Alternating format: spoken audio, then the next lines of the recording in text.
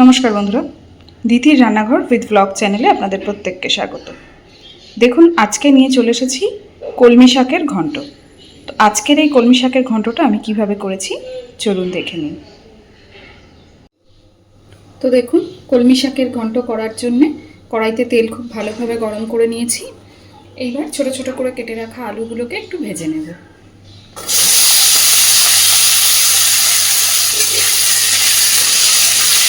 আপনারা চাইলে এখানে আলুর সাথে বেগুনও ব্যবহার করতে পারেন বা আলুর পরিবর্তেও বেগুন ব্যবহার করতে পারেন।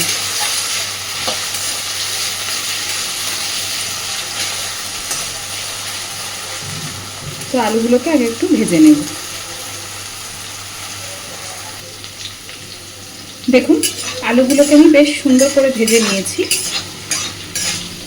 এবার আলুগুলো তুলে নেওয়ার দরকার নেই, এর মধ্যেই আমি এবার দিয়ে দিচ্ছি থেতো করে রাখা রসুন, কারণ কলমি শাকে তো রসুন একটু লাগবেই।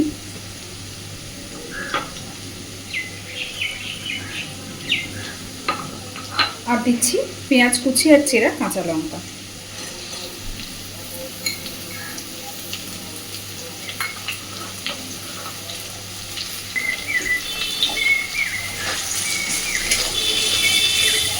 রসুন আর পেঁয়াজটাকেও আলুর সাথে সুন্দরভাবে ভেজে নেব।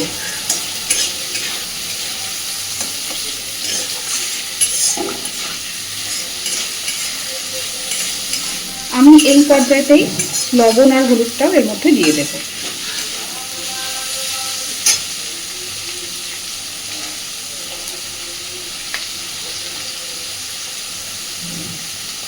তো আমি প্রথমেই দিচ্ছি পরিমাণ মতো লবণ।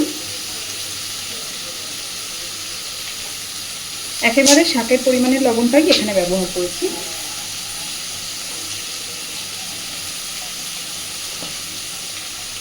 আমরা যারা শাক পাতা এই ধরনের সবুজ শাকসবজি একটু বেশি খেতে পছন্দ করি, কলমি শাক কিন্তু এইভাবে বানিয়ে খেয়ে দেখবেন ঘন্ট করে। নর্মালি তো বাড়িতে ভাজা আমরা খেয়েই থাকি, কিন্তু এইভাবে ঘন্টও কিন্তু ভীষণ ভালো লাগে। আপনারা চাইলে এর মধ্যে চিংড়ি মাছেরও ব্যবহার করতে পারেন।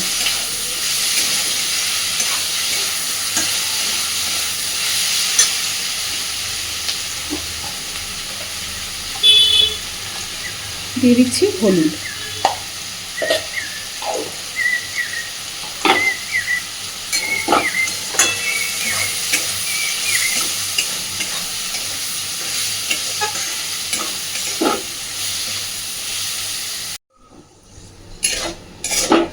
তো সব কিছুকে সুন্দরভাবে ভেজে নিয়েছি। এইবার দিয়ে দেবো শাকটা। শাকটা যেহেতু ঘন্ট করব, তাই জন্য আমি কিন্তু খুব ঝিরিঝিরি কুচাইনি।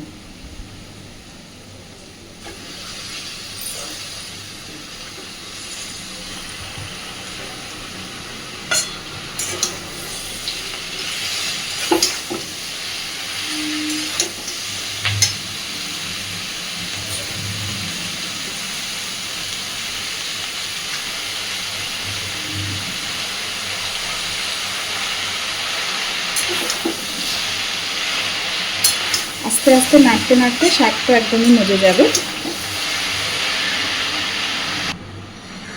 দেখুন, নাড়তে নাড়তে অনেকটাই মজে গেছে শাক, আরও তো কমে যাবে।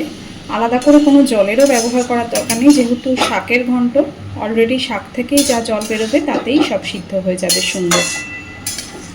তো এবার একটু সময় নিয়ে নাড়তে নাড়তে পুরো ভাজা ভাজা মতন করে নেব।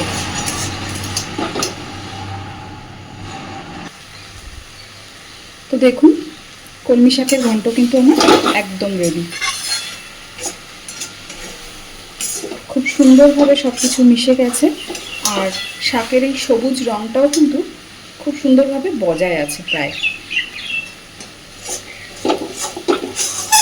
তো এবার আমি গ্যাসের ফ্লেমটাকে অফ করে দেব। আস্তে আস্তে নিচের দিকে লেগে যাচ্ছে।